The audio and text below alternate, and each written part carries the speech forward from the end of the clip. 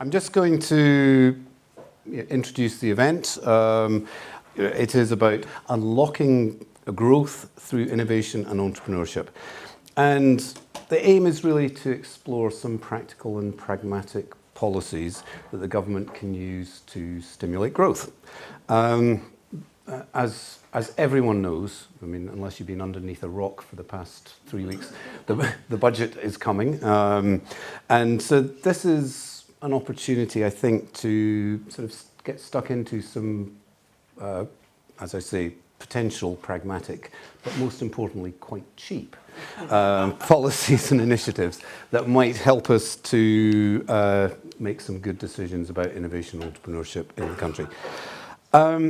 Just a brief timeline. I've already had some people expressing a slight degree of unhappiness that there isn't wine and canopies now. There will be wine and canopies later. We are going to firstly have our keynote speech. We'll have a panel discussion, and we've got some great panel speakers here. I know that there's, just from the emails that we've had and the responses that we've had, there's a lot of people who'd like to ask a lot of questions. We don't have a lot of time for a lot of questions, but we'll have some time for Q&A. And obviously after that, the fabled drinks and canopies will appear over there, and everyone should be around to chat and answer more questions. So, Onwurah has very, very kindly offered to be our keynote speaker. She has faithfully represented Newcastle, Central and West, that's right, since 2010, which is a testament to how much her constituents value what she does for the constituency. She's also an engineer by training, which means that has some insight into innovation and technology, but is also a very, very rare breed in our current House of Parliament, which is a bit of a shame. And she's now the chair of the Science, Innovation and Technology Select Committee. And at this sort of vital time, this time of change for science, innovation and technology in the country, I can't think of a better person to be doing that role. So Chi, if I can hand it over to you. Off you go.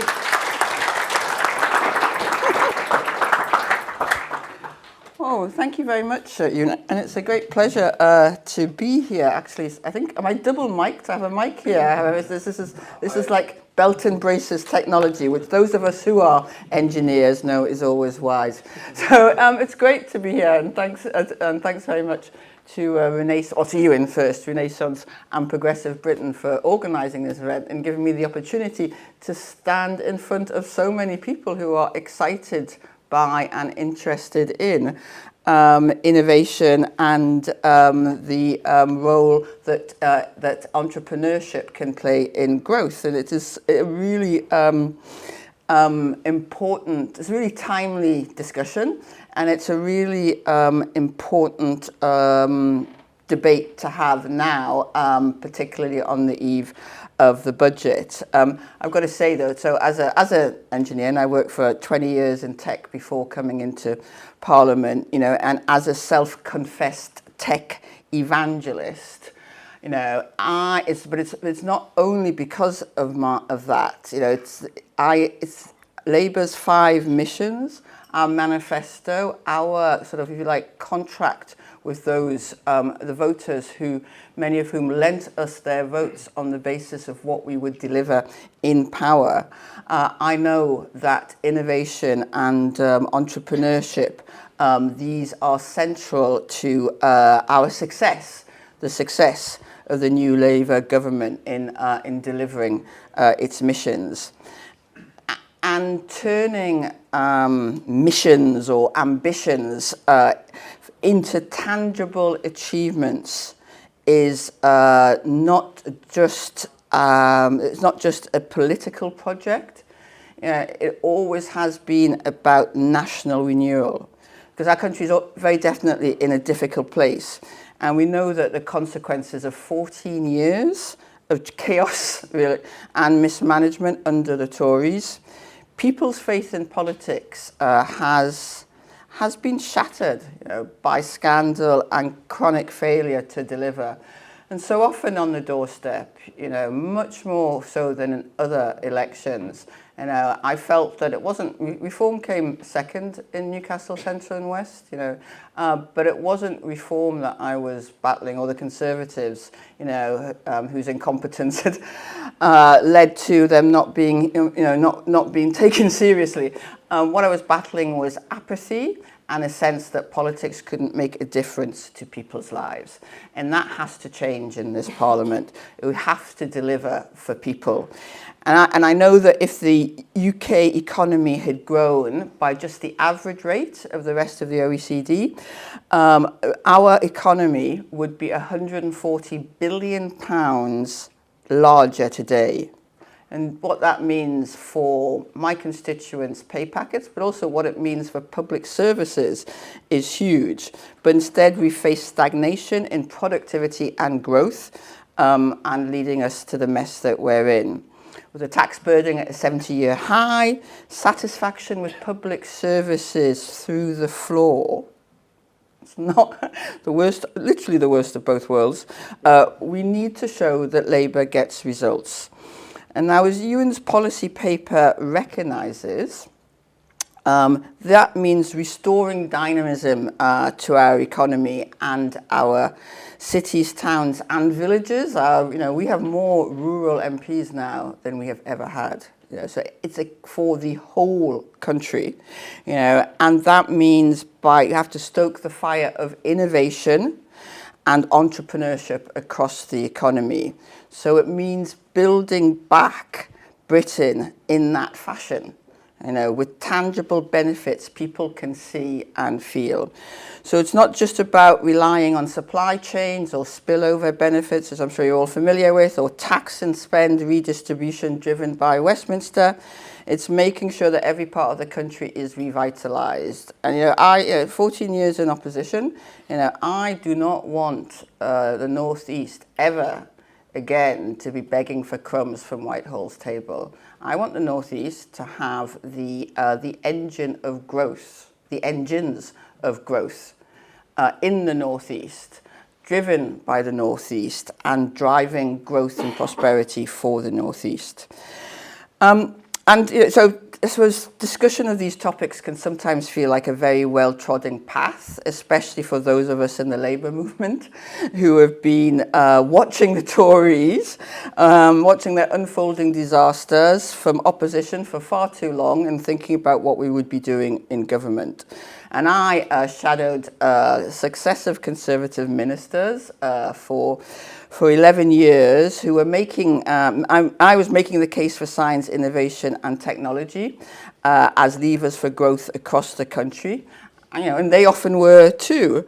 No, not always. Sometimes we're just talking about kicking woke out of science and all of the other priorities. But, George Freeman, for example, the last Conservative science minister, he was very focused on clusters for innovation and growth across the country. So I don't want to retread that ground exactly. Like our manifesto promised, it's time for change. But I do want to talk a little bit about the benefits of my experience in the last 14 years, and also my previous experience as an engineer, working around the world, building out the networks which are now the internet, and also Ofcom's head. My last proper job, as my constituents call it, was as Ofcom's head of technology to respond to some of the themes that are in the policy paper. And also as chair of the Science, Innovation and Technology Committee. And today we finally had the last two of our members announced. So we have a committee. It will be on the order paper, I think, on Monday, and our first meeting will be on Wednesday. So I'm already working closely with the committee members, and I'll talk a little bit about some of the priorities for the committee. Our programme will be determined with members starting next week. But my plan is to deliver on the priorities I set out in my campaign amongst members to be elected as the chair, and to show science, innovation and technology can feed into economic growth. And I think that's a cross-party consensus, but it needs to be felt and understood by people, by working people, by all people, but by my constituents who too often think that science is something, and innovation is something that happens somewhere over there, and not something that happens or makes a difference in their communities. So I want us to engage, the committee to engage the government and the public about how innovation can make a real difference in the UK. Now, Ewan's paper talks about something that's critical to this, and this is widening the geography of our ambitions for innovation and entrepreneurship. The Golden Triangle has been hugely successful, particularly relative to the rest of the country, but also relative to the world. And we should celebrate that. We should celebrate that the UK is home to these wonderful world-class universities, spinning out fantastic companies, developing fantastic products and services, and supporting outstanding delivery of innovation. If we were a country without the Golden Triangle, we would be desperate to create one. We'd be talking about how to build one. So this is not about talking down what we do have. On the contrary, it's about seeing the successes of London, Oxford and Cambridge and using that to raise policy aspirations for the rest of the country too. So with our world-leading research base and universities, our skilled workforce and our deep capital markets, though you wouldn't always recognise that in when it comes to spin-outs and startups, but the UK is so well placed to create new innovation clusters and grow existing ones. And in my own constituency, Newcastle Central and West, we have two fantastic universities. Newcastle University alone has 37 active spin-out companies which employ more than 300 people, including in high-growth sectors like the life sciences. And thanks to a partnership between Newcastle University, Newcastle City Council and Legal & General, we also home to an incredibly innovative quarter called the Helix, which provides space to high-tech businesses and co-locates academics and entrepreneurs to great effect right in the heart of the city. So it's actually on the old Scottish and Newcastle brewery site. It took about 10 years after the brewery closed for the smell of beer to disappear from the area. It is now replaced by the smell of entrepreneurship and actually life science and scientific success. So it's a really visible change in the skyline of our city. But I also know there's much more potential in Newcastle and in towns and cities across the country to flourish further. So we need the government to build on its industrial strategy green paper with concrete proposals to enhance private sector partnerships with universities. And even without committing sums of money, which by all accounts the government will not be doing, there are steps, as Ewan indicated, that a proactive government could do to shape public-private partnerships. So in opposition, Lord Jim O'Neill delivered our startup review, which proposed certain steps which were adopted by the party, like signing up universities to offering a founders track, agreement to make contracting with founders easier, and the work of TENU is driving change in that area independently by shaping best practice. I do think that the role of entrepreneurship within universities, both for academics and for students, I went to Imperial many decades ago. Entrepreneurship was not mentioned. Industry wasn't mentioned that much, actually, to be fair. But I've visited Imperial recently, and that is the entrepreneurship is much more recognised and respected amongst academics and students. But I think it needs to go even further, and we need to be recognised that is part of the role of universities and of our, and particularly research in universities. So within the current funding envelope, we shouldn't shy away from change. The NERSE review, the TICL review, they made numerous proposals to cut red tape and improve institutional performance, which I expect the new government to take forward. At the more radical end, organisations like UK Day One have proposed replacing the REF, which determines how quality-based research, QR, funding is handed out, with a new system that better incentivises business engagement. And Ewan's paper, of course, has its own recommendations, including regional startup grants.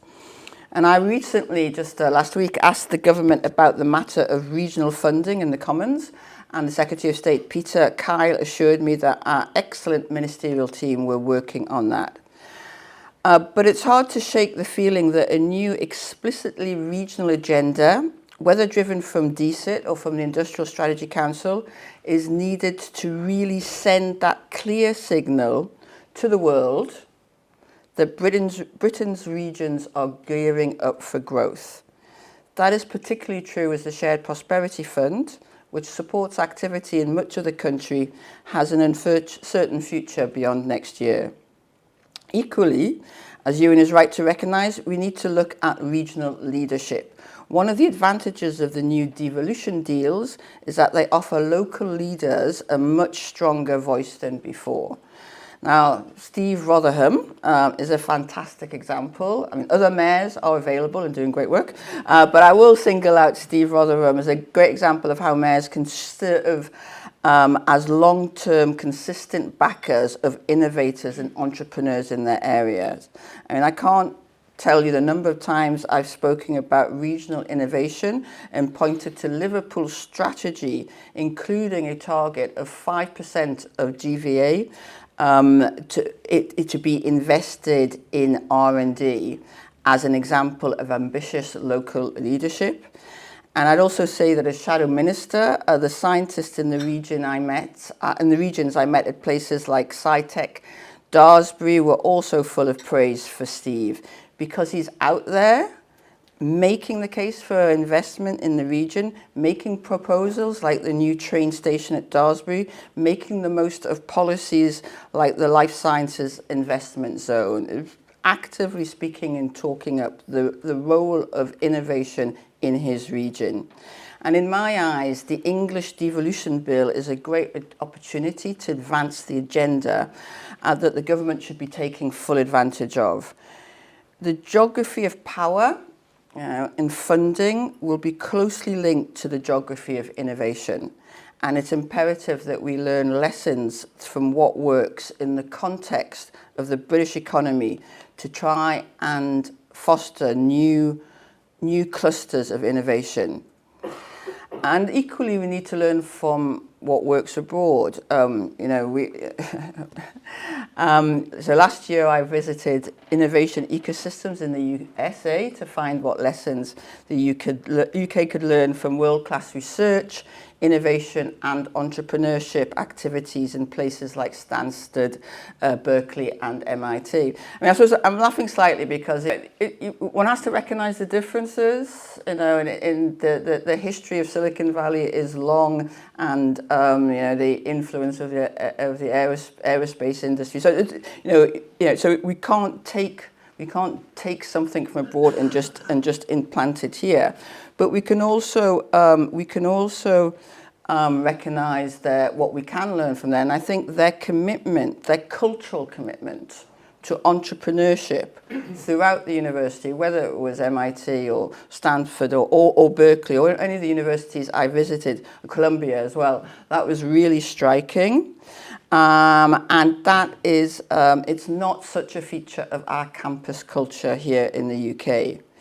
And so whether we address this through entrepreneurs in residence or mentoring networks or specific grant projects set up by universities and government, there need to be incentives and examples that we can set to inspire more entrepreneurial cultures in our universities. And many people lament the fact that so many of our talented young people study STEM subjects, but then go on into other areas of the economy or culture. I mean, not necessarily like politics, but we need to ensure that we are celebrating the influencers and celebrities that tech can provide, and the cultural reference points for being a founder or an entrepreneur as well. So, we might not also necessarily like the personalities or the politics of all the great examples of entrepreneurs, and nor should we engage with them uncritically. But these figures are already planting the seeds of future businesses in the minds of millions of people, and we need to recognize that. And we need to nurture the interest and provide concrete examples and examples of pathways that young people can follow to be great entrepreneurs. And that probably means that it needs to start earlier than 18.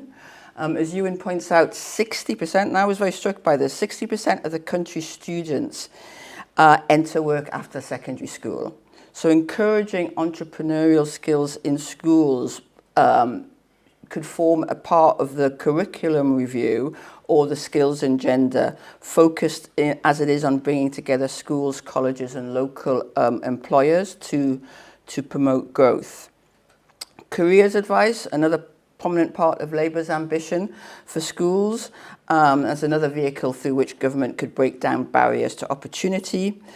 I'm not saying that, and I don't think we would want every young person's dream to be an entrepreneur, but we need more people to want to pursue that, and particularly those who don't have entrepreneurs or small businesses in their families, to know that that is an option and an opportunity. And that would also sow the seeds for future growth, future sustained growth. And that leads me to the third theme of the paper, as indeed not everyone who comes across to our universities has experience of the British school systems. So our outstanding universities, and I don't think we recognise just what an asset they are, the fact that they attract students from around the world, and it makes a huge contribution to our innovation ecosystem. And one of the most, for me, one of the definitions of innovation is that it's bringing people from different backgrounds, different experiences, different fields, different genders, together and creating and sparking something new. And that's precisely why it was so damaging to be outside of Horizon Europe, where we didn't have those exchanges anymore, and why we fought so hard as the Labour opposition to bring us back into it. And Ewan's paper recognises that many international STEM students carry out groundbreaking research in this country, but then find themselves, and this is true of British talent as well, find themselves drawn elsewhere to commercialise it. And so part of that is about the financial and innovation ecosystem that's available to them, which I've already spoken about. But part of it is also about the signals sent out by our current visa policies. And this is a difficult area, and we undoubtedly need a balance in our migration policies. And the British public have consistently voted to reduce migration, and it is damaging to public confidence in politics to see those pledges broken.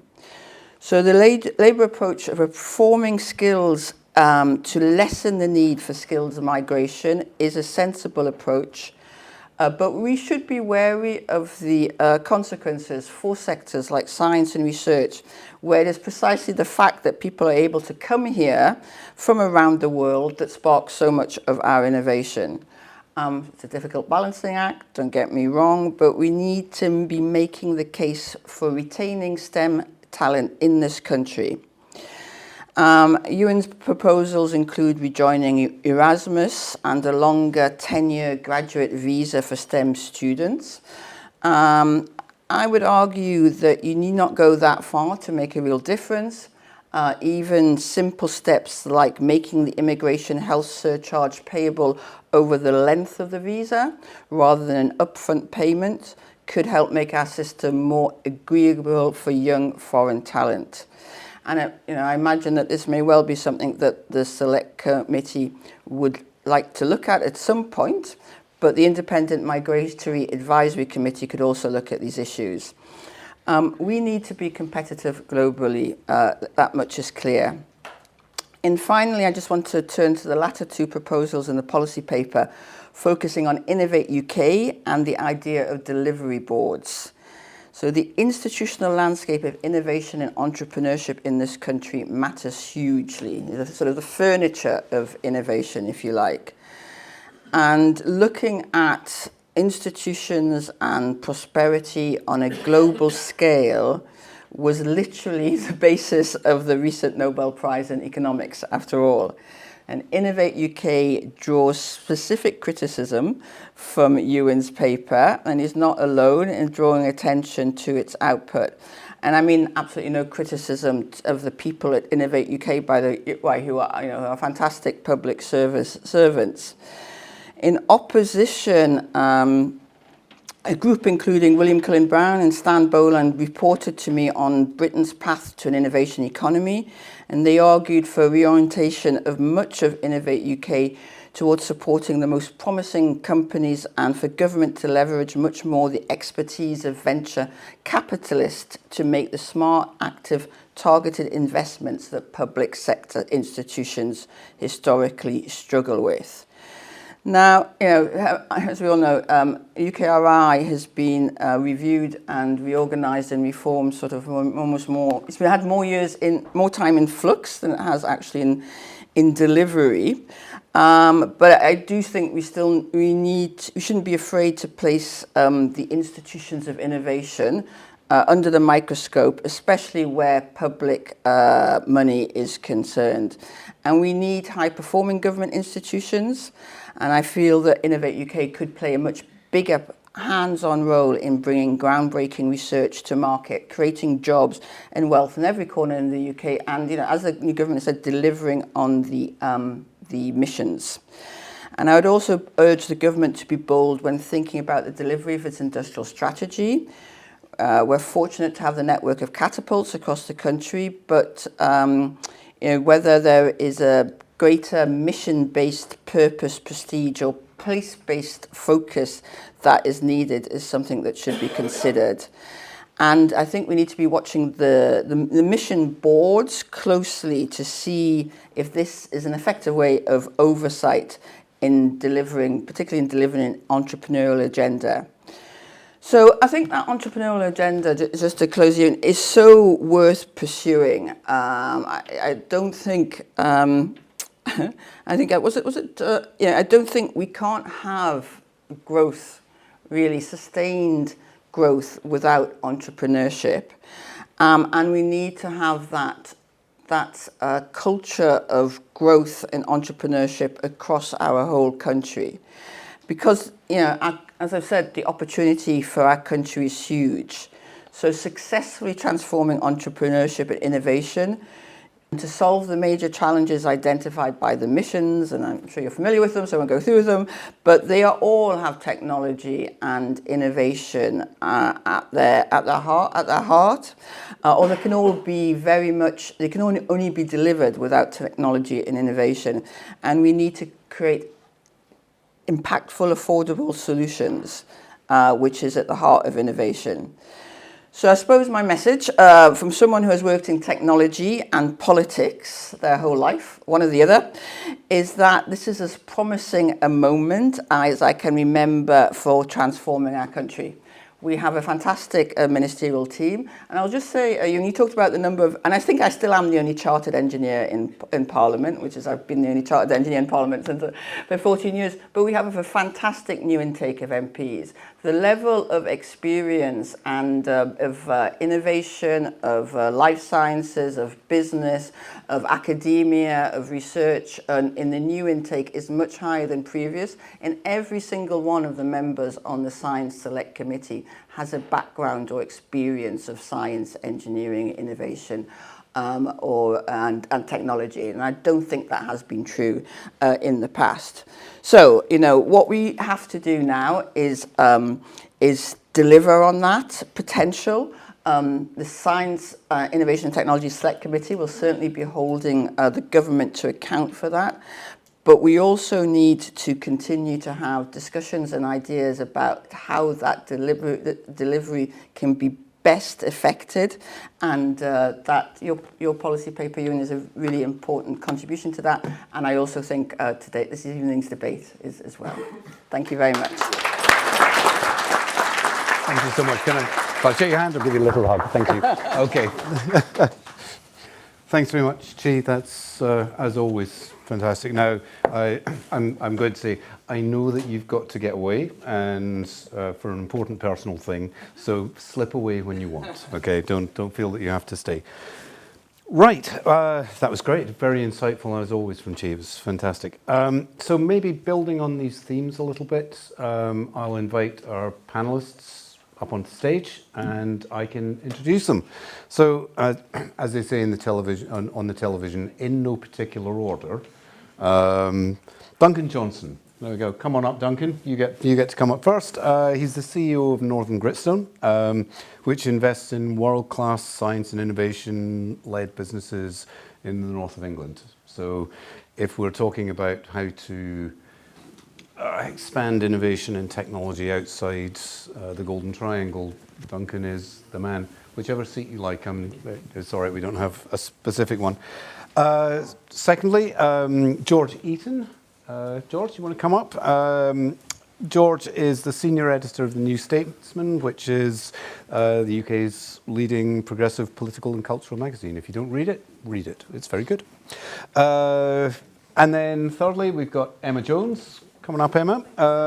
Founder of Enterprise Nation, which is a community of 120,000. We're at 130 now. I'm sorry, I'll say that again. 130,000 that supports and represents small and medium-sized enterprises in the UK. And finally, I'm sorry, you're last, Simon. Simon Hunt, who's the editor of UKTN, which is the leading trade publication for the entire UK-wide tech ecosystem. Okay, so I wrote this paper for Progressive Britain, and they were very kind to print it. You know, as often happens, you know, you find yourself sitting around grumbling about something and saying, oh, well, you know, I think this might be a good idea. And they were very kind to say, well, why don't you write it up and we'll actually do something about it. Not that I believe that it's necessarily the best ideas, but they're pretty good ones, I think, anyway, or at least worthwhile discussing. So there are 5 proposals. Chi outlined them. The first one is obviously expanding the Golden Triangle, or expanding our entrepreneurial clusters from just the Oxford, Cambridge and London, and it's no longer just Duncan, so before you hit me on the head. Integrating entrepreneurship into our secondary school education system. You know, one of the things I've often said, as a mathematician and a history nut, I'm allowed to say, I think our kids know enough about trigonometry and the Tudors. Maybe they could just learn a little bit about entrepreneurship while they're at school. Retaining more STEM graduates, I realise that is quite controversial. Reforming Innovate UK, as Chi says, Innovate UK and the people there are great people and it's doing a good job, but we could maybe direct it in a slightly different way. And talking about delivery boards and government. So let's get into it. Duncan, we're going to start with you. Why not? You're good at this stuff. I've seen you on panels before. So the first proposal is to expand the UK's Golden Triangle or to create other clusters. You've done this effectively in the north, and not, you know, and it's not just you have done it in a very good way in the north. What have you learned doing that? What's the trick? How have you done a good job? Well, it's very difficult, but we have some amazing ingredients that basically give you an ability to leverage what is there. So to be successful in this, you need world-class science. That's really a starting point. Obviously, to invest in businesses that are based on world-class science, there needs to be some world-class science there. Chi mentioned the importance of the Golden Triangle, but if we just put that into sort of numbers, I suppose, there's 1.6 billion a year of research in the Golden Triangle, which is Oxford, Cambridge and London. In the north of England, in the research-intensive universities there's 1.1 billion. So not quite the same, but it's not a million miles away. And we have 19 of the top 100 universities in the world in the UK. 9 of those are in the north of England. 4 out of 10, which is Oxford, Cambridge, UCL and Imperial, I think, are in the Golden Triangle. But, so we have this incredible wealth of science going on. In the universities which Northern Gritstone has a very close relationship with his Leeds, Manchester and Sheffield, 92% of that science is rated as world class. So that whatever sort of stats we want to use, there's a lot of great science. So you've got that start of the journey that's there. So what else do you need to make that work? And I think this has been touched on by both Ewan and Chi. You need talent. Talent is the key to unlocking everything here. And we can talk a little bit about what's good and bad about talent, but talent is really working with people who know what good looks like, know how to create a world-class business. Now, in the UK as a whole, we're not awash with that talent. And then when you move away from the Golden Triangle, where you've had a flywheel of doing this for 20, 30 years, it gets thinner and thinner and thinner. So drawing in talent from outside the region and outside the UK is vital to catalyse that science into businesses. You then need infrastructure. And what do I mean by infrastructure? Well, it's at one level as simple as a train system that works across the north. Okay? So, I mean, I spend my life travelling. We have offices in London, Leeds, Manchester and Sheffield. I am the poor bugger who is travelling around on our trains all week long. And okay, getting up north-south is not so bad sometimes, but east-west is a disaster, an absolute disaster. So infrastructure that connects people up is really important. So similar to Chi, I went to MIT last year, and to try and take away some bits we could copy. Which bits of that can we, learn from and copy and bring back here? And one of the things we learned was that to have a cluster, you need to be within an hour or 10 miles of somewhere for there to be a cluster effect. Well, amazingly, Leeds, Manchester and Sheffield are only actually 30 miles apart, but it takes about an hour and a half to get between each one. So you cannot create that concentration you want that really does drive innovation. So good infrastructure matters. It's just not it's just annoying. It's stopping things happening. The other bit, which I also think, I pick up on Chi's thing about devolution and moving power out. We're seeing with Oliver in South Yorkshire as well, Andy Burnham in Manchester. They've been incredibly good at focusing in on infrastructure and putting in innovation centres, innovation arcs, using their ability to influence planning and working with the universities to create space for new businesses to start. And that's really important. We have to provide that space. So that's the other bit we've seen come together. And the last bit I'm going to call attitude. You talked about entrepreneurial culture and that thing. It's an attitude that we want this and we want to celebrate it, and it's really important, and we're going to do something about it. So I really celebrate the fact that you've done something about this, Ewan, by doing the paper. But we have an ability here to use something the UK, it's really a best kept secret here. We are the world number one in R&D in our universities, and it's an almost untapped resource. About 8 billion a year, I think, goes into our research intensive universities. We have an ability to create amazing businesses on the back of that, and effectively standing on the shoulder of giants. And it's totally and utterly untapped pretty well outside the Golden Triangle now. So I think lots to go for, but it is really exciting. And I do really welcome the attitude of the new government into what we're doing. Actually, I think it has been relatively consistent. I think George did do a good job on that. And I think what you've been able to do with the new government is pick bits out and say, we like that bit, don't really like that bit, and we're going to really move that forward. And I think that's been a good attitude. That's very true. George, what sort of challenges do you think? I mean, we've got an example here. Well, we've got two examples. We've got an example which is the Golden Triangle, which, as Duncan rightly says, is a flywheel effect. I mean, I've lived in Cambridge now for quite a lot of years, at least 4 decades. And I remember what it was like 4 decades ago, and it wasn't like it is now. But that flywheel spun up, and now you can't go to a pub in Cambridge without seeing a small knot of young men and women plotting the next Google or something like that in the corner. That's just what it's like. So what's the challenges, George? You know, if we want to start these clusters, if we want to have these regional things, how do we get that going? First, you need the positive engagement from the government, and in the previous government you did have ministers who were talking down the university sector for political purposes. So I think the warm words from she are a good start. And I mean, I would say this as a Warwick alumnus, but I think we can also learn from Warwick Business School, Warwick Manufacturing Group, you know, founded by Lord Bhattacharya, you know, much missed. So, you know, we have a lot of strengths to work with. But if we look at the sector as a whole, clearly there are immense funding challenges.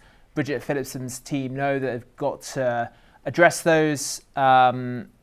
Reports suggest that we'll see increase in tuition fees to around £10,500. There's obviously an open question as to whether that's really enough, given that fees have essentially been frozen since they were increased to £9,000. And I think there are questions over the current student loan system. But the big picture is the fee system has been a sort of quiet success. There were people who predicted that you'd see a big drop in the number of people going to university, particularly from poor backgrounds. Actually, you've seen the opposite. But there is a question mark. If you're really to improve funding, is £10,500 enough unless you're going to get extra government support? And we know how tight the funding settlements are going to be in the budget next week. Then I think there's the question, is the government, which has talked a good game on devolution, really going to live up to that in practice? It's often the case that parties are positive in opposition, then they get into government, and there's a lot of pressure to keep the grip, particularly on the funding levers. At the moment, I think we haven't heard a huge amount at the top of government on devolution. It'll be interesting to see what part that plays in next week's budget in terms of whether Labour are prepared to match the rhetoric on devolution with the reality. So one of the things you mentioned, Duncan, is this talent. Okay, and we've clearly got this scientific talent. We produce lots of great scientists. I know in my other life with Deep Tech Labs or in Cambridge University, the problem isn't finding the smart people, it's finding the entrepreneurs to drive them. And they don't necessarily need to be mathematicians or physicists or whoever it might be. So, as she said, most young people don't go to university. In fact, I read a thing in the Times recently that more than 50% of the people in this country in a longitudinal study now are frightened of starting a business because of fear of failure. And only 8 years ago, that was a third. So there's something going on there that is scary. So Emma, I mean, you see a lot of small businesses. What do you see as the sort of main barrier for people? They get to the end of school, and some people, or they get to the end of university, some people are going to go into a proper job, and some people are going to start business. And it might be a quantum computing business based in Manchester, or it might be a bakery based in Bradford. What stops them? What makes that hard? How do we get more entrepreneurs? We've got the scientists, we know we have. How do we get them? How do we bash the entrepreneurship out of people, as in not intending to do that? And first of all, I should say Ewan, our surveys offer slightly different results to the one that you quoted. Fortunately, every time we ask young people how many of you want to start a business, 1 in 3 say at some point in my career I want to become my own boss. She has just kind of left the room, but when she made her comment saying we don't want every young person to want to become an entrepreneur, I thought, oh no, I really do want every young person to think I want to become an entrepreneur. Also great to hear that most of your recommendations from your paper seem to have just been adopted this evening. From your lips to God's ears, as they say, yes. But just a little comment. So Ewan mentioned I run a business called Enterprise Nation. We help small businesses to start and grow. And our definition of small businesses is businesses with 0 to 10 employees. And I think it's really interesting when I come to discussions like this, because I think there's 2 levels of entrepreneurship in the UK. So we talk tonight about innovation, entrepreneurs, entrepreneurship, and everyone just thinks it's the same thing. But there are the innovative entrepreneurs, and you just mentioned in Cambridge, people are cooking up kind of the next Google. They tend to be unicorn businesses, venture capital backed, high growth ambition. They are not the businesses that we support every day at Enterprise Nation. Every day at Enterprise Nation, we support, I guess, what you would call the everyday entrepreneur. You mentioned bakeries. One of my favourite businesses at the moment is a young man, actually, called Moyen, who started a business called Mr. Desserts. He makes cakes. He's doing phenomenally well selling them on TikTok. These are the kind of businesses that we support. And we have to be very careful at the moment that we make sure that we have a very positive narrative for these people to think about starting and keep growing their businesses. But back to the question in terms of how do we encourage young people from a school level to think that entrepreneurship is a path for them? I think there's a couple of things. One is teaching entrepreneurship in schools. I don't think we will ever get it on the actual curriculum. The curriculum is currently very active, teachers are very busy, but what I think we could do a better job of is how do we get entrepreneurship in existing subjects.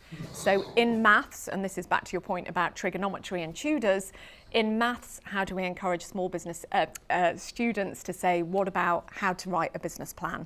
How can you understand budgets? In geography, how do we look at, could you build a sustainable business to sort things like climate change? There's a great organisation called the Careers and Enterprise Company. They are looking at this, how to embed entrepreneurship in the school system. And in fact, we've just recruited for them 150 what are called enterprise advisors. These are people who work with the careers lead in schools to try and make sure that entrepreneurship is on the agenda. Second thing young people need is role models. You can't be it if you can't see it. All I ever knew was self-employment and entrepreneurship. I was brought up by a mum who ran restaurants. I feel very lucky I was brought up by an entrepreneur. If you haven't got that in generations of your family, how do we make that connection between young people and business owners who have done that? Again, if I reflect on this week, I had a call with a very large company called Ingeus, probably the largest company you've never heard of, a huge contractor to government. They are delivering a very big contract for government at the moment on work placements. But the issue that they have, and I can understand where they're coming from, Ingeus needs to place young people in work placements, but it is easier for them to go to a Tesco's or an Amazon who need 1,500 young people as work placements, as opposed to going to 1,500 small businesses to say, can we place a student in your small business? But if we could do more of that, the students will get a great entrepreneurial small business experience.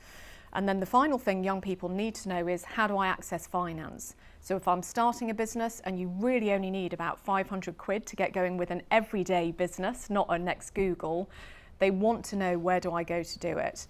There's lots of provision at the moment for young people, some of it from kind of quite extraordinary places. We're currently running something for Tottenham Hotspur Foundation, where we're helping young people in Haringey start a business because the football club itself wants to help young people in the community. So there's lots of sporadic activity happening, but I think what we need is essentially to kind of give a roadmap for our young people, inspire them to think about starting a business, which is where the positivity has got to come back in terms of business messaging at the moment, that it will be good to start a business, it will be good to hire people, it's a good way of making a living. So encourage them from the very beginning, but also make sure they've got the skills, make sure they've immediately got connections and they know where to go for finance. That's great. I mean, you've actually answered my follow-up question, so I'm not even going to answer that. In terms of sort of role models for people, I'm very glad to be a role model for baldy middle-aged white guys, because let's face it, we never have any role models, right? So I'm going to move on. Simon, we always talk about a lack of talent. I mean, it's the first thing that Duncan mentioned. We don't have the talent. We don't have enough talent. And although we might have good graduates, maybe we just don't have enough. Is this a numbers game? How can we relieve the high-tech talent shortage, if it exists, and who knows, in the UK?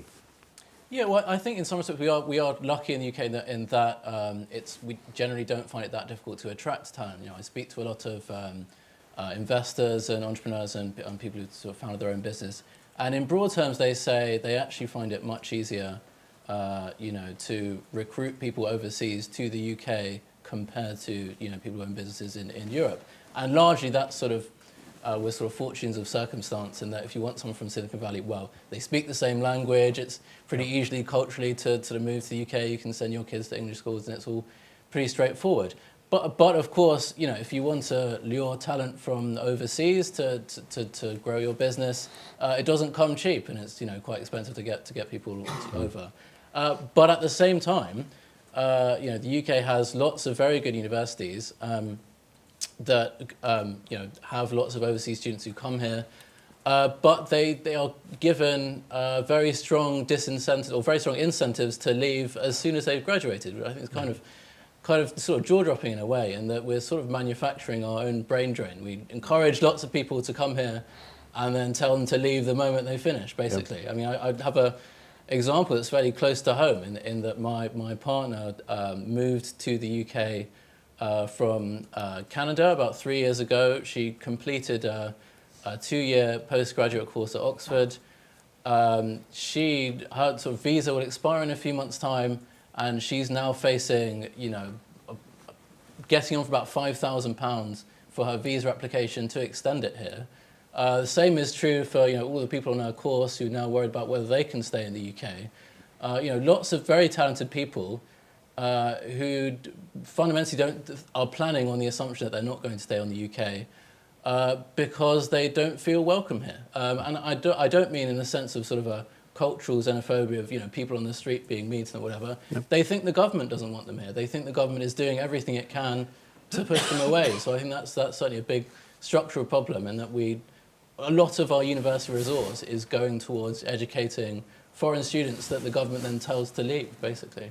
That sounds like a sort of fiscally cheap problem to solve, but a politically expensive one. Indeed, yeah. And it's whether or not, I guess, the government has the political will to do that. Absolutely. Okay, I mean, is there anything particular that we should be doing for STEM graduates? Is it about STEM graduates? And I guess I'd like to just expand that a little bit. You know, I imagine everyone here probably lives or works within the Golden Triangle, and yes, it is easy to find somebody and ask them to come and work in Cambridge or Oxford or even Manchester, but it's pretty hard to get them to come and work in Boston and Lincolnshire. Not the big Boston, the little one. I don't know if you've ever been, but it's not a well-blessed place. Or a place I know quite well, Barrow-in-Furness. So attracting people there is maybe harder than we think. And that encourages that balkanisation and clustering, which means we don't get enough entrepreneurs in Lincolnshire or Barrow-in-Furness. Is there anything we can do there? Well, I think that's quite a deep problem to crack. Is the short answer. I mean, I think that the sort of I do wonder a bit that the new government is suffering a bit from what I call initiative-itis. In that, you know, my inbox is filled with press releases of various government initiatives to do this and that in the different regions, and it sounds very exciting, but by and large, you know, these are very tiny pots of money that, you know, for these little initiatives that last a few weeks and don't really achieve anything. So I think fundamentally it's a long-term structural issue that you have to solve, and largely it's about non-tech issues, or at least not to do with the actual sector itself. It's just about building an environment in which to grow these businesses, and that means bluntly just building a lot more housing in these areas. You know, the different regions talk about shortage of lab space and things like that. And it's also making sure that there's a kind of digital infrastructure there as well. I was quite struck by a meeting I had a few months ago with the CEO of Vodafone, who, for those of you who don't know, began her career in Vodafone Italy. And I asked her how she thought the UK's telecoms infrastructure compared to Italy. And she said, you know, 20 years ago when she began her career in Italy, it was well behind the UK. You know, it was pretty shoddy, you know, lack of internet in lots of places and so on. But she now thinks 20 years on, the UK is actually behind Italy now, because Italy has rolled out its fibre broadband very effectively across the country. And, you know, things are maybe fine in London here, but go out to the regions, that actually is quite a problem, just, you know, getting a good connection. Yes, yeah, I was going to say... So we've invested in 28 businesses in the north of England. This is Leeds, Manchester and Sheffield, and a bit further afield. You have to be creative about bringing people in, but the digital economy does allow you to have a vastly wider set of concentric circles that you can bring talent in from. So a lot of the talent will be local, but you're leveraging that with international experience. We've got chief executives who are living in the Bay, in San Francisco, running businesses that are actually based in the UK. They obviously have to travel here and that sort of thing. So we've got to be creative about how we bring people in to do this. And the tools are there, but we need effective tax systems for people to do it. And all this sort of good stuff that makes us globally competitive to run that sort of advanced economy that does that. But so on the talent thing, I just think we just need to be more creative and more ambitious to bring people in and sell it more strongly. Because we do have this world-class core at the heart of things. And if we can package that up correctly, get the right mentors in, draw that talent in from a broader community, we can make it work. But we have to be comfortable with doing that. And that's where it comes down to attitude as well. You know, we can't be parochial about this. If we want to be world-class businesses, they need to be world-class, and that's dipping into world-class talent. And we need to have a flywheel that will generate that over decades to come. It's not an instantaneous thing. Yeah, no, I completely agree. And I think that looking at the world, we've got a great brand. You know, Brands UK is a very good brand. But we have to be careful that we don't think of, you know, it's a business from Manchester, so it's better have a Mancunian running the thing, Mancunian CEO, the entire team, and based in Manchester. Yeah. Okay. Time. Okay, I've got quite a few questions, as you might imagine, but I imagine your questions are probably better than ours. I'm going to ask one question about investment. Okay. Investment's a big problem, or is it? I don't know. You know, we just down the road in Old Street or in Mayfair, there's lots of people with lots of money. So maybe investment isn't a problem. Is it just that there's 3.2 trillion pounds in UK pension funds? Right? That's lots of money. Money's not a problem, right? So what's going wrong?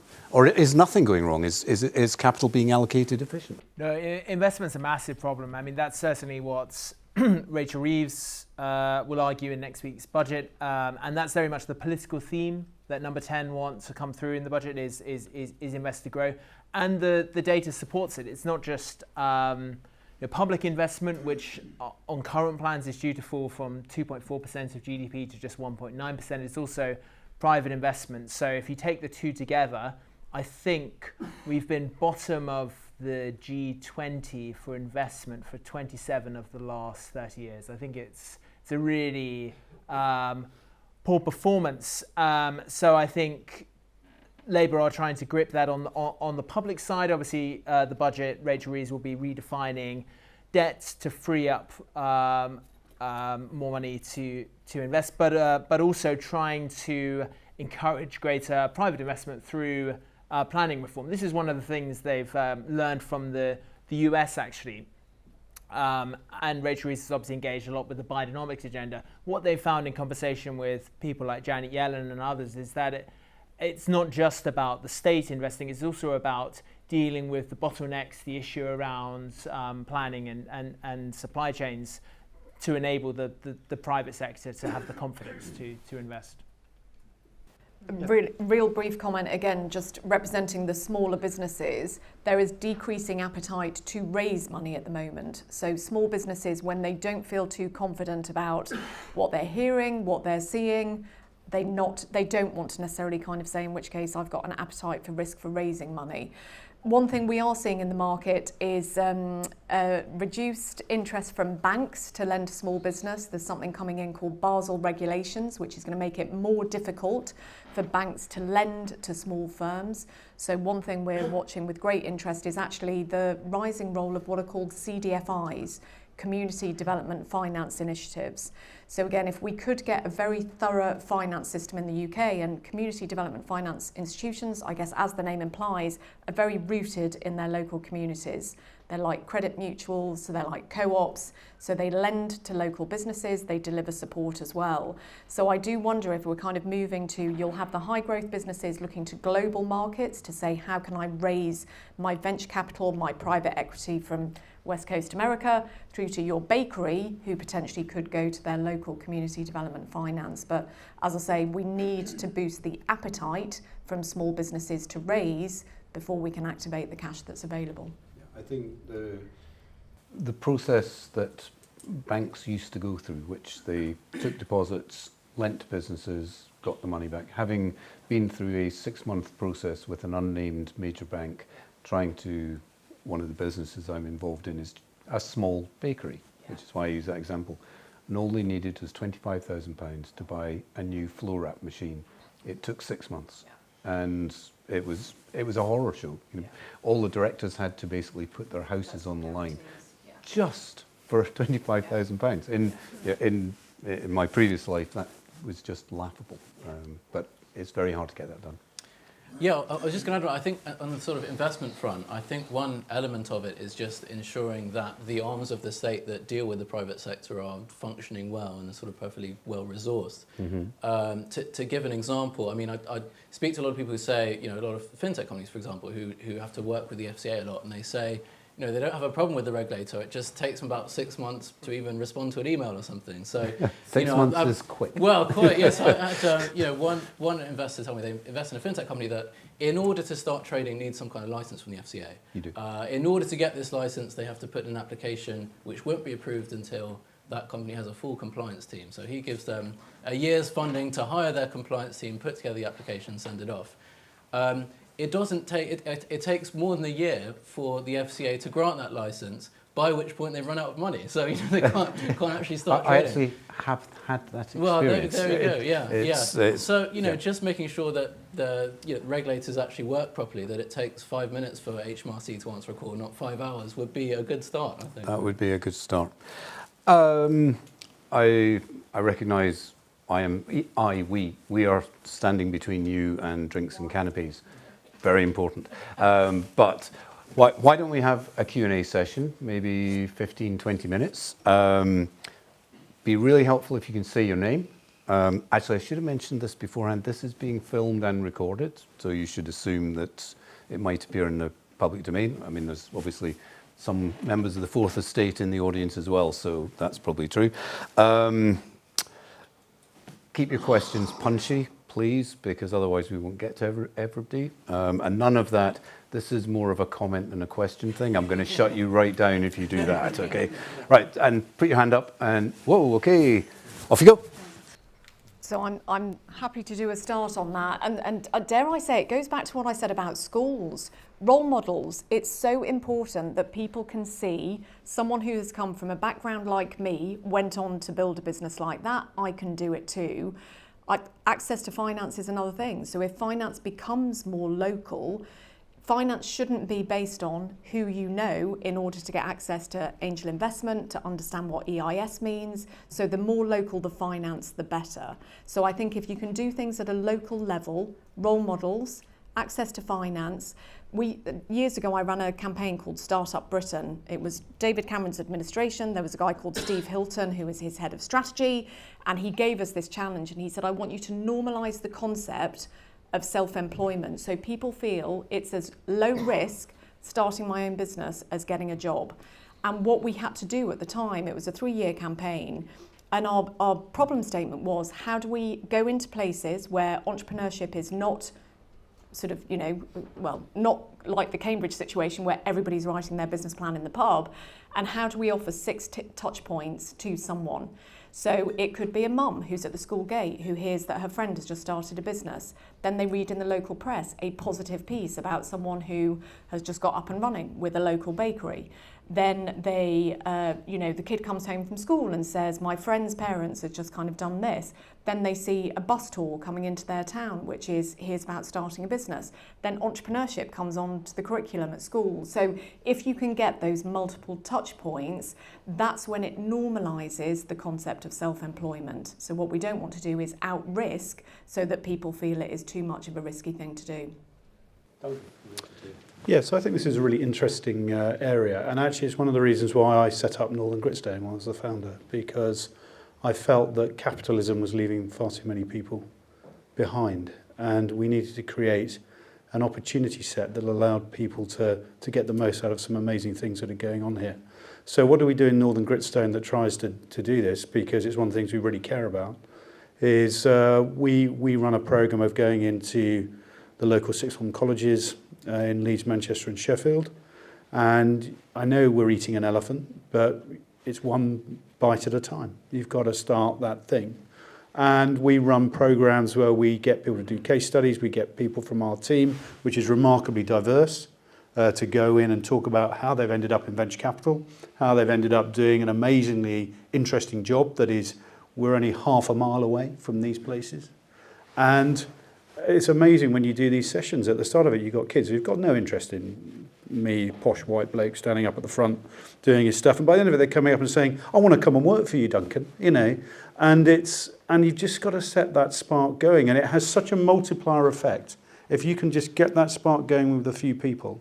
And actually, I think they're more in, you know, a lot of the people's parents are self-employed, not really entrepreneurs, but they are. They're proper self-employed people are proper entrepreneurs. They're taking full risk and doing things. And actually, I think you can get that spark going. And we offer apprenticeships into there. We offer internship programs. And I think you start the flywheel and it builds. And this comes back to my comments about attitude and making sure that we're using the good things we've got here to do that. So I agree it's a problem at the moment, but I think if we focus on it, we measure it and we do it, we start to make a difference. I was going to add, sometimes it's the case that people from more marginalised communities are actually better entrepreneurs because they're hungrier in that sense to make it work and they have less to lose. Scrappy, yeah. Scrappy entrepreneurs are the best. I might actually answer this kind of in a sort of negative sense. And one thing I think they've done wrong so far, if you like, which is they announced a few days ago that the head of Microsoft in the UK is going to lead the government's industrial strategy. I think that was quite a short-sighted decision. The reason being that, you know, Microsoft is, you know, the third biggest company in the world, or third most valuable company in the world. It spends more on lobbying, you know, literally tens of millions of pounds a year than any other company, and there's probably a reason those two facts are connected.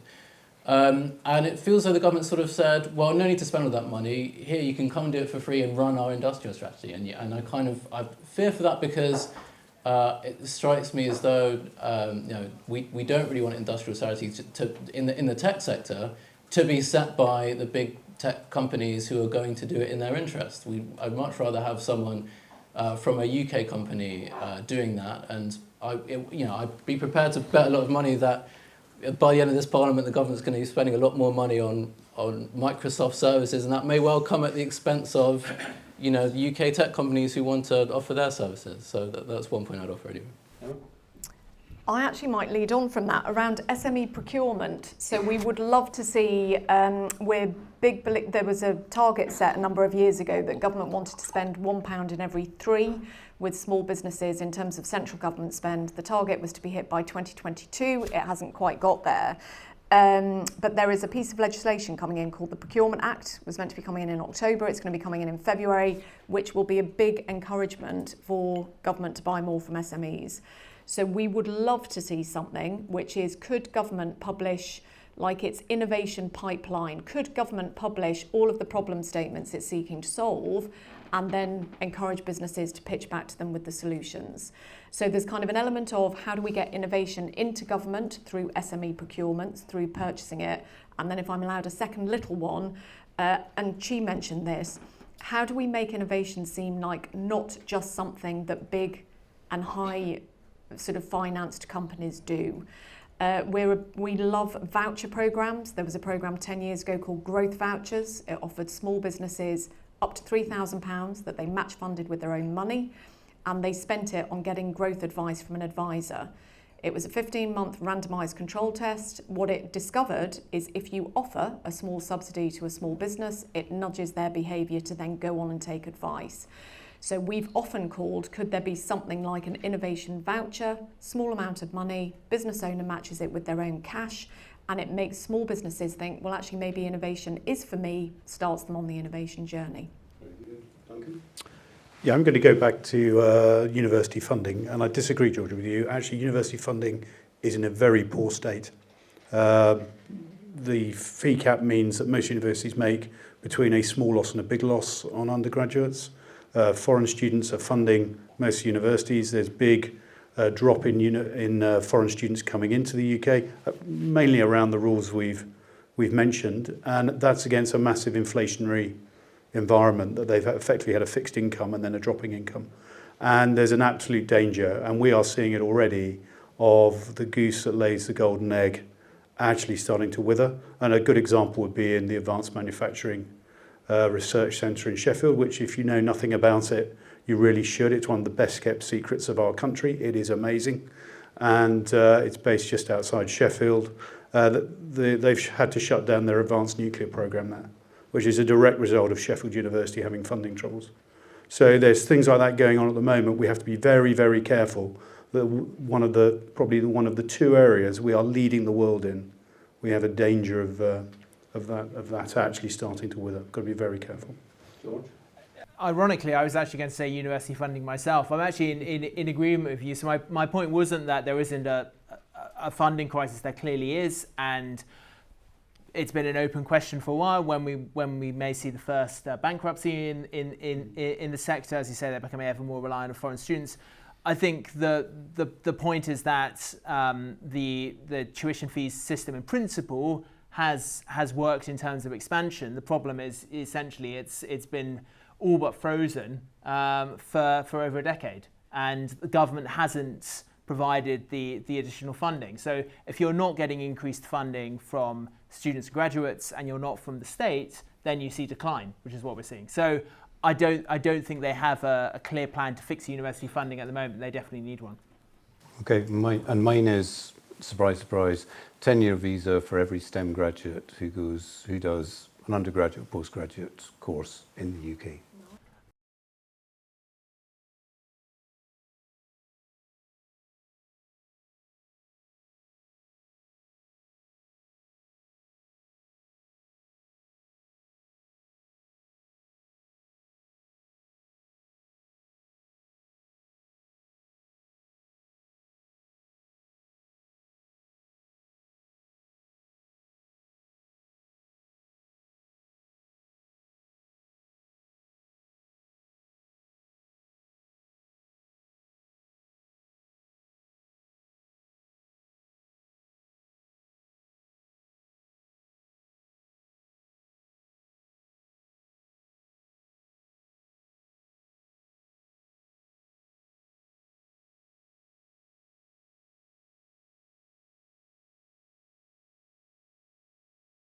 To addressing it, because you've got so many things flying at you at any one time. Obviously, over the last few years, we've seen COVID, war in Ukraine, all sorts of other priorities.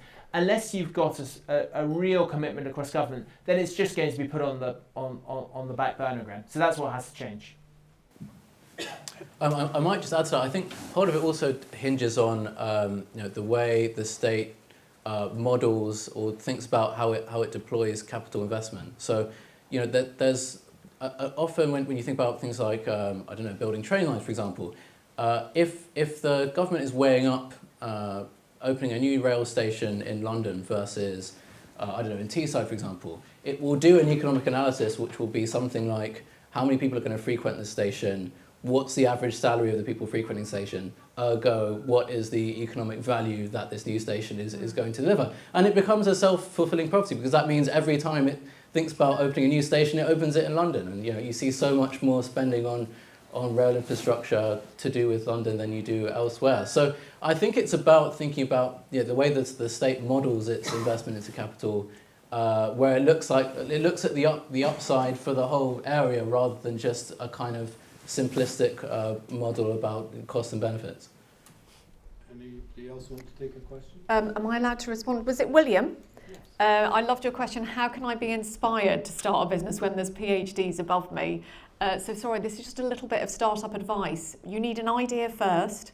So please don't be put off in starting a business. So come up with an idea, write a plan, and we have a great event on the 25th of January called the Startup Show. So come to that. Nice, I like that. That's very entrepreneurial. The other thing I'd say from my experience is that people's tolerance for risk goes down as they move higher up the academic thing. So PhDs, bit less tolerant for risk than undergraduates. By the time you get to emeritus professor, they're done. They're never going to take a risk at all. So this is maybe the time. Duncan. Yes, I think I'm stuck with clusters, which is an interesting one. I mean, I think there are other clusters trying to develop, particularly down in the West Country, down Bristol, Bath, Cardiff has just launched a Northern Gritstone similar vehicle. There are a couple of things that make it quite difficult to be successful. One is you have to have a density of research. So I don't know what that threshold is. I know that we have it in what we call the Northern Triangle, but there's probably only 2 other universities in the north that have an ability to feed a machine, which would be Liverpool and Newcastle. So even Durham and Lancaster and York are below that threshold. We can bring them in. So you have to be at a level that there's enough of the flywheel going to create the ecosystem to draw in everything. That really matters. So in a market where we're already spreading things quite thin, so we have all the amazing science, but it is concentrated. It's not an evenly spread layer of jam there. We then have a capital layer that is also relatively thin. Now that is getting better. We haven't really touched on that, but things like the Mansion House Compact, which is an agreement for the 10 largest pension funds, which has then been followed actually by a much broader group, to put 5% of their capital into private market investment. That's effectively venture capital, private equity and private credit. But that is a very large amount of money that over the next decade will come in to what we're doing. So I think the capital layer is happening. It's not being mandated. But if the guys are stupid enough not to do this, it will get mandated. We're at that territory. So we are going to see the capital thing improve. And then the last bit is the talent piece. So we need to home grow the talent eventually, but we need the flywheel to work. So you need areas that are going to catalyse that and give them a chance to be successful, and then get the benefit that moves in the concentric circles. So whilst I love George Freeman, I love the fact that George Freeman is so positive about everything. Who can forget him standing in Cornwall where we had our space programme and George stood in Newquay Airport on something that was a total failure, but that's classic George. The concept of 26 clusters around the UK, I think is 40 years away. We've got to work with what we've got, make that successful, create the poster children, create and prove this works out, and then I think we will see a lot more clusters happening. But we've just got to. We're on a journey, and we've got to take steps there rather than going, to DEFCON 4 immediately. I think that's true. And if there's one thing, this is the long term. That there is no easy. There's no magic bullet. There's no lever that is sitting in the Treasury that Rachel Reeves is refusing to pull, which says growth and create cluster. It's just not as easy as that. But if we don't start now, when are we going to start? So we better start now. Okay, I'm aware of people going, it must be time for a drink by now, or a soft drink or some canapes. I have to thank people. I mean, firstly, of course, our panellists, who did a fantastic job. If you would like to give them a little round of applause. Also, I know she isn't here, so you don't have to clap, but she did a great job, and I'm very grateful for her coming and doing this at a time which was quite inconvenient for us. So I think that's really good.